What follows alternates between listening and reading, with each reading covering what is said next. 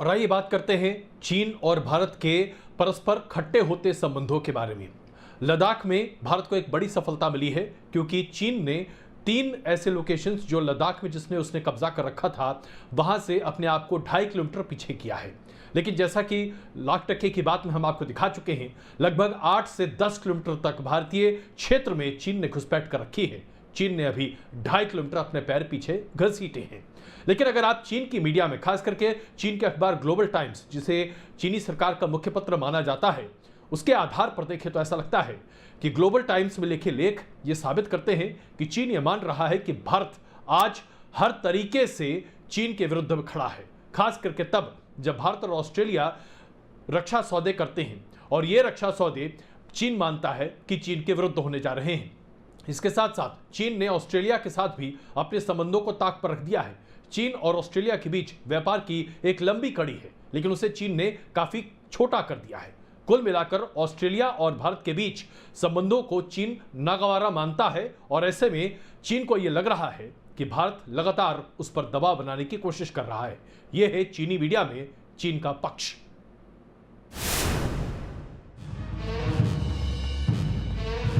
Bharat Australia का रक्षा करार, चीन क्यों बेकरार?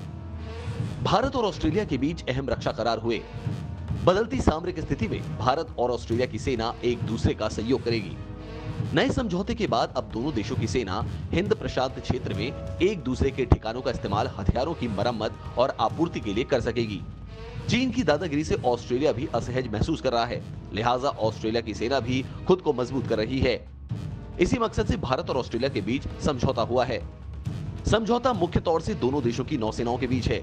समंदर में खुद को मजबूत करने के लिए भारत और ऑस्ट्रेलिया की सरकारों ने रक्षा करार को अंजाम तक पहुंचाया है। लेकिन भारत ऑस्ट्रेलिया की दोस्ती से चीन में खलबली नजर आ रही है। चीन के ग्लोबल टाइम्स में एक लेख आया है जिसका शीर्षक है, क्या चीन से टकराने के लिए भारत ऑस्ट्रेलिया का करार हो रहा है? ग्लोबल टाइम्स के मुताबिक भारत और ऑस्ट्रेलिया के बीच अहम रक्षा करार हुआ है। ये भी खबर है कि मालाबार एक्सरसाइज में भारत ऑस्ट्रेलिया को भी शामिल करना चाहता है। पिछले कुछ सालों में चीन से भारत ऑस्ट्रेलिया की दूरी बढ़ी है। इसकी वजह से दोनों देश सामरिक रूप से सहयोग कर रहे हैं। चीन को इस सहयोग पर निगाह रखनी होगी। ऑस्ट्रेलिया और भारत दोनों से चीन के रिश्ते निचले स्तर पर हैं। एलएसी पर चीन की सेना के आक्रामक तेवर से भारत और चीन के रिश्ते खराब हुए हैं। एशिया पैसिफिक में ऑस्ट्रेलिया अमेरिका का सबसे अहम साझेदार है। ग्लोबल टाइम्स में भारत ऑस्ट्रेलिया की दोस्ती को शक की निगाह से देखा जा रहा है। ग्लोबल टाइम्स के लेख के मुताबिक भारत ऑस्ट्रेलिया के रक्षा सहयोग से इंडो पैसिफिक क्षेत्र में सामरिक लिहाज से बदलाव होगा। इससे टकराव बढ़ेंगे, शांति और स्थिरता भंग होगी। ऑस्ट्रेलिया चीन के रिश्ते इस वक्त इतने खराब हैं कि चीन की तरफ से अपने नागरिकों को ऑस्ट्रेलिया नहीं जाने की एडवाइजरी जारी की गई है। चीन तमाम मुल्कों के साथ रिश्ते खराब कर रहा है। जब सारे देश मिलकर चीन के खिलाफ एकजुट होते हैं तो चीन की मीडिया में इसे साजिश बताने की कोशिश होती है। Team news nation. हिंदुस्तान में हर कोई यही सोच रहा है कि आखिरकार कोरोना के इस संक्रमण काल के दौरान जहां पूरी दुनिया कोरोना से आज चिंतित है, वहां चीन हिंदुस्तान में घुसपैठ करने की कोशिश क्यों कर रहा है? रक्षा विशेषज्ञों का मानना है कि दरअसल चीन वही करना चाह रहा है जो 1999 में जनरल परवेज मुशर्रफ ने करगिल में करने की कोशिश की थी। भारत का ध्यान बटा हुआ था 1999 में, क्योंकि लोकसभा के चुनाव आने वाले थे, सरकार गिर गई थी और ठीक उसी वक्त जनरल परवेज मुशर्रफ ने करगिल में चाल चली। कोरोना के इस संक्रमण काल में जहां भारत का ध्यान बटा हुआ है और भारत आर्थिक ताकत के तौर पर चीन के सामने खड़ा है, तो शायद चीन ने यही सोचा बेहतरीन मौका है, कारगिल जैसा एक अभियान यहां भी किया जाए और लद्दाख के महत्वपूर्ण क्षेत्र हथिया लिए जाए।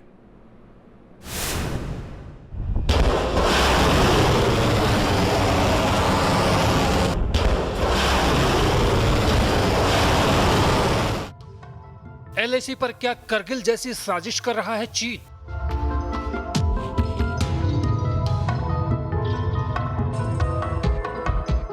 एलएसी के तनाव का क्या है पाकिस्तान कनेक्शन? एलएसी पर चीन की घुसपैठ, घाटी में पाकिस्तान की तरफ से आतंकवाद को बढ़ाने की चाल, पीओके में इमरान सरकार का चुनाव करवाने का ऐलान। कुछ जानकारों का मानना है कि एलओसी और एलएसी पर पाकिस्तान और चीन का एक साथ एक्टिव होना संयोग नहीं, बल्कि ये एक दूसरे से जुड़ा हुआ है। जानकारों के मुताबिक इस साजिश की जड़ में भारत का जम्मू कश्मीर से धारा 370 हटाने का फैसला हो सकता है। संसद में गृह मंत्री अमित शाह कह चुके हैं कि पीओके और अक्साई चीन भारत के अटूट हिस्से हैं। सदन में जब जब जम्मू एंड कश्मीर राज्य बोला हूं, तब तब पाक ऑक्यूपाइड कश्मीर और अक्साई चीन दोनों इसका हिस्सा है। कुछ जानकारों का मानना है कि चीन एलएसी पर तनाव पाकिस्तान को मदद करने के लिए कर रहा है। दोनों के बीच साजिशों में साझेदारी का इतिहास पुराना रहा है। ऐसा लग रहा है कि एलओसी और एलएसी पर हो रही घटनाओं ने करगिल जंग की याद ताजा कर दी है, जब भारत करगिल में पाकिस्तान के नापाक मंसूबों को ध्वस्त करने में लगा था। उसी वक्त शातिर चीन पेंगोंग त्सो झील के किनारे 5 किलोमीटर लंबी सड़क बनाने में जुटा था। अब कश्मीर से धारा 370 हटाने के फैसले के बाद इस साल चीन ने लद्दाख में बड़ी साजिश रची है। जिस तरह पाकिस्तान ने करगिल में किया था, चीन ने लद्दाख में भी वही चाल चली है। लद्दाख सेक्टर में एलएसी पर चीन के सैनिकों का जमावड़ा है। लद्दाख में एलएसी पर चीन के 5000 से 7000 सैनिक तैनात हैं। इसके अलावा आर्टिलरी गन और टैंक की भी तैनाती है। एलएसी पर चीन ने अपने हेलीकॉप्टर्स की मौजूदगी भी बढ़ा दी है। पिछले 7-8 दिनों में चीन के हेलीकॉप्टर्स को इलाके में लगातार उड़ान भरते हुए देखा जा सकता है। सैन्य स्तर पर भारत और चीन के बीच बातचीत चल रही है। भारतीय रक्षा मंत्री राजनाथ सिंह ने साफ किया है कि हिंदुस्तान अपने सम्मान से समझौता नहीं करेगा। चीन को भारत के आगे झुकना पड़ेगा। Team news nation. लद्दाख में चीन की इस घुसपैठ को देखते हुए हिंदुस्तान में राजनीति भी अच्छी तरह से शुरू हो चुकी है। जहां एक तरफ गृह मंत्री अमित शाह और रक्षा मंत्री राजनाथ सिंह स्पष्ट कह चुके हैं कि हिंदुस्तान अपनी 1 इंच जमीन चीन को हथियाने नहीं देगा, वहीं विपक्ष के नेता राहुल गांधी बार बार सरकार पर सवाल खड़े कर रहे हैं। सरकार से पूछ रहे हैं कि बताइए तो सही कि आखिरकार चीन ने 8 किलोमीटर तक हिंदुस्तान की अपनी जमीन को कैसे हथिया लिया। आखिरकार सरकार क्या कर रही थी? सरकार सो रही थी क्या?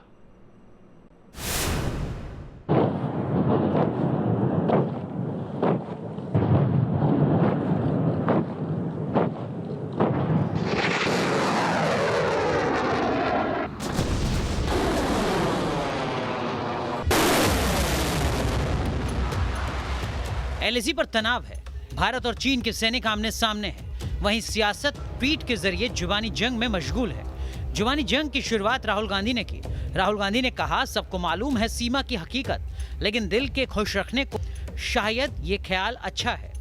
दरअसल गृहमंत्री अमित शाह ने रविवार को कहा था कि भारत की रक्षा नीति की पूरी दुनिया में साख बढ़ी है। पूरी दुनिया ये मानती है कि अमेरिका और इजराइल के बाद अगर कोई देश जो अपनी सीमाओं की रक्षा करने में समर्थ है तो वो भारत है। राहुल गांधी ने इसी पर तंज कसा था। राहुल के तंज पर जवाब रक्षा मंत्री की तरफ से आया।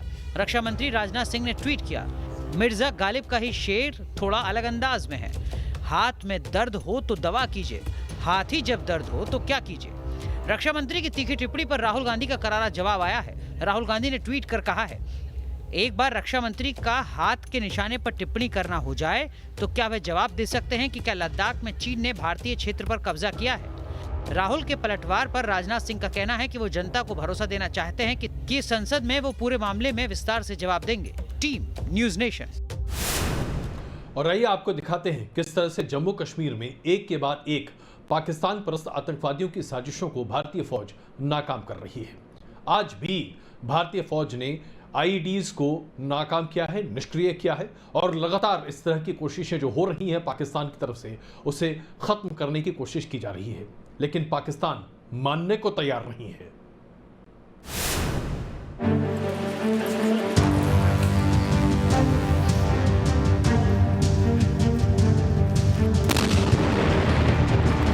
इस धमाके के साथ ही पाकिस्तान का नापाक मंसूबा धुआं हो गया। जम्मू कश्मीर में लगातार कायर आतंकियों का सफाया हो रहा है, साथ ही उनके मंसूबों पर भी पानी फेरा जा रहा है। जवान मुस्तैद हैं और आंखें चौकन्नी। इसी का नतीजा है कि पुलवामा जैसी कोई भी साजिश कामयाब नहीं हो पा रही है। उरी सेक्टर में नवा और दरद कोटे गांव के पास जब एक मोर्टार बरामद हुआ तो तुरंत जवान हरकत में आ गए। मोर्टार को डिफ्यूज करने के लिए फौरन बम डिस्पोजल स्क्वाड को बुलाया गया। कोई अनहोनी न हो इसके लिए फौरन गांव को खाली करा लिया गया। इसके बाद बम डिस्पोजल स्क्वाड की टीम ने मोर्टार को बड़ी सावधानी से निष्क्रिय कर दिया। दरअसल पाकिस्तान की तरफ से पुंछ और उरी सेक्टर के इलाके में लगातार सीज फायर का उल्लंघन कर मोर्टार दागे जा रहे हैं। इसकी वजह से गांव के रिहायशी इलाकों में मोर्टार, बम और भारी मात्रा में विस्फोटक बरामद हो रहे हैं। बारामूला में भी इस तरह की विस्फोटक सामग्री बरामद की गई है। आपको बता दें कि पिछले सप्ताह ही सेना को निशाना बनाने के इरादे से अनंतनाग के पहाड़ी इलाकों में रखे गए रॉकेट को डिफ्यूज कर दिया गया था। आतंकियों ने पुलवामा जैसे हमलों को फिर से दोहराने के इरादे से तैयारी कर रखी थी।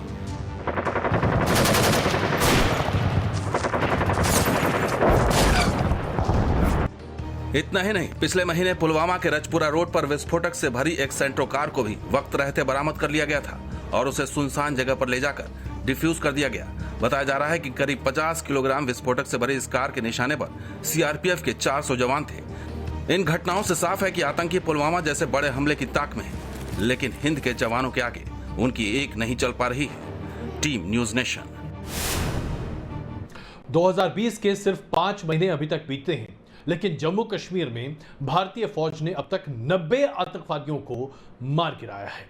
यह बताता है कि भारत की सेना किस तरह से लगातार अपनी सुरक्षा कर रही है और साथ ही साथ अपनी जमीन की भी। लेकिन सवाल यह उठता है कि क्या पाकिस्तान सुनने को भी तैयार है? 90 आतंकवादियों को मारने के बाद भी पाकिस्तान बाज नहीं आ रहा।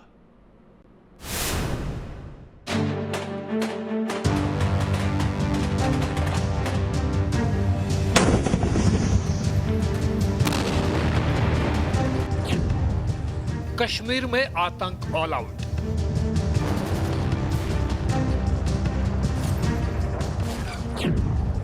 आतंक के हर चेहरे का अंत होगा।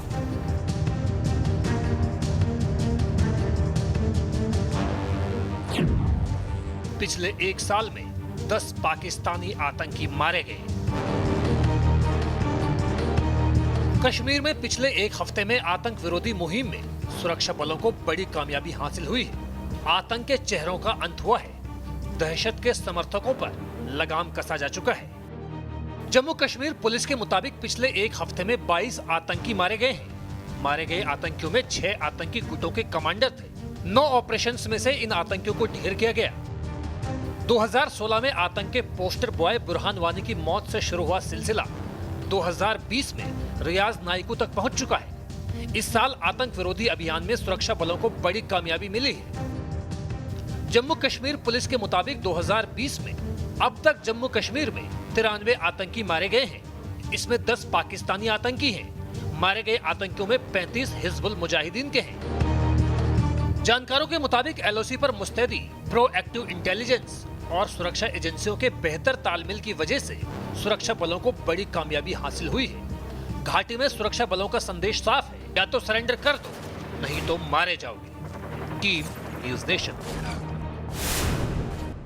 राज्यसभा चुनाव को लेकर राजनीति अपने चरम पर है। भारतीय जनता पार्टी की कोशिश यह है कि कम से कम इतनी संख्या जरूर हो जाए कि जो सहयोगी हैं, जो हालांकि हैं तो विरोधी लेकिन सहयोगी कई बार बन जाते हैं, अगर उनका साथ मिल जाए तो फिर सरकार को बिल पास कराने में राज्यसभा में कहीं कोई दिक्कत ना हो। इस बार के चुनाव में ऐसा लगता है कि भारतीय जनता पार्टी खुद अगर अपने साथ 9 सांसद तो जोड़ेगी ही, उसके साथ साथ एनडीए का आंकड़ा 100 पार पहुंच जाएगा और ऐसे में सिर्फ 22 सांसदों की आवश्यकता होगी और उसके साथ ही किसी भी बिल को राज्यसभा में भारतीय जनता पार्टी पारित करा पाएगी। राज्यसभा चुनाव का बिगुल बज चुका है। 19 जून को 24 सीटों के लिए चुनाव होगा। बीजेपी को इसमें से 9 सीटें जीतने का यकीन है, जिससे ऊपरी सदन में उसके सदस्यों की संख्या बढ़कर 84 तक हो सकती है। मौजूदा वक्त में राज्यसभा में बीजेपी 75 सदस्यों के साथ सबसे बड़ी पार्टी है। वहीं कांग्रेस के राज्यसभा सदस्यों की मौजूदा संख्या 39 है। 19 जून को होने वाले चुनाव में बीजेपी को राज्यसभा की 9 सीटों का फायदा हो सकता है और ऊपरी सदन में उसके सांसदों की संख्या 84 हो सकती है। वहीं कांग्रेस को 2 सीटों का नुकसान हो सकता है और उसके सदस्यों की संख्या 37 तक पहुंच सकती है। 19 जून के चुनाव के बाद राज्यसभा में एनडीए 100 सीटों तक पहुंच सकता है। फिर उसे बहुमत के लिए सिर्फ 22 वोटों की और जरूरत होगी। मौजूदा वक्त में राज्यसभा में एनडीए के सदस्यों की संख्या 91 है।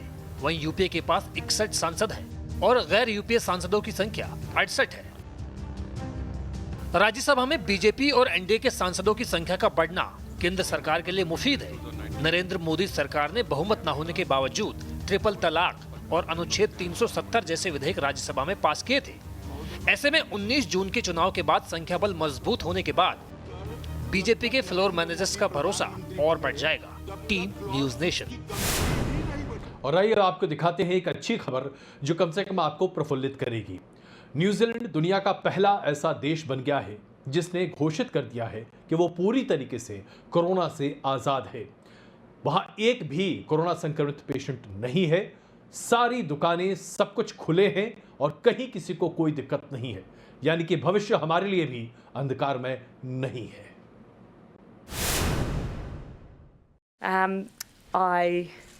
I did a little dance.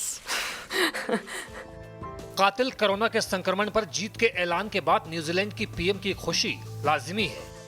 महज 50 लाख की आबादी वाले न्यूजीलैंड ने वो करके दिखाया है जिसे महाबली अमेरिका भी नहीं कर पाया।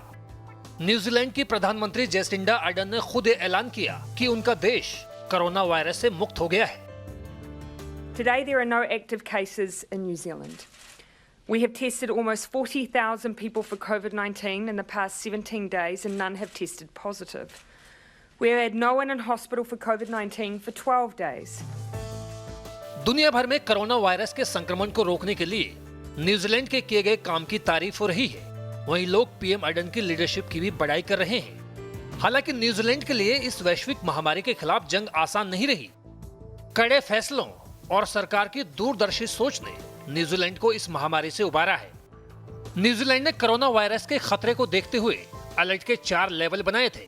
पहले चरण में खतरे का अनुमान लगाना और उसके खिलाफ जवाबी कार्रवाई करना शामिल था, जिसके तहत देश की सीमाओं को बंद किया गया, टेस्टिंग पर फोकस किया गया और संक्रमितों की कॉन्ट्रैक्ट ट्रेसिंग शुरू की गई। वहीं दूसरे फेज में प्रतिबंधों में छूट दी गई। 7 हफ्ते के सख्त लॉकडाउन की हर हफ्ते समीक्षा की गई। तीसरे फेज में वायरस के रोकथाम के लिए बड़े इंतजाम किए गए। फिजिकल डिस्टेंसिंग पर जोर दिया गया। वहीं आइसोलेट और क्वारंटीन लोगों की जांच और देखभाल की गई। चौथे फेज में देश में सख्त लॉकडाउन का ऐलान किया गया। इमरजेंसी सर्विसेज को छोड़कर लोगों को घर में रहने की हिदायत दी गई। सभी सार्वजनिक स्थलों को बंद किया गया और सभी तरह की यात्राओं पर पूरी तरह से पाबंदी लगा दी गई। न्यूजीलैंड की पीएम ने तेजी से कदम उठाते हुए देश में संक्रमण की शुरुआत में ही बंद के कड़े नियम लागू किए। देश की सीमाओं को भी बंद किया गया। न्यूजीलैंड में सिर्फ 1500 लोग संक्रमित हुए, जिनमें से सिर्फ 22 लोगों की मौत हुई। कोरोना पर न्यूजीलैंड की जीत दूसरे देशों के लिए वास्तव में नजीर है। Team news nation. पूरी दुनिया जानती है कि अमेरिका का मौजूदा अश्वेत आंदोलन पुलिस की ज्यादतियों की वजह से हुआ है और जिस तरह से ट्रंप सरकार नाकाम रही है। लेकिन अब ट्रंप सरकार ये कहने लगी है कि चीन की चाल की वजह से लोगों में असंतोष ज्यादा फैल रहा है और लोग अश्वेत आंदोलन को लेकर कहीं ज्यादा आगे बढ़ रहे हैं। इससे ज्यादा बेसिर पैर की बात कोई कह सकता है क्या?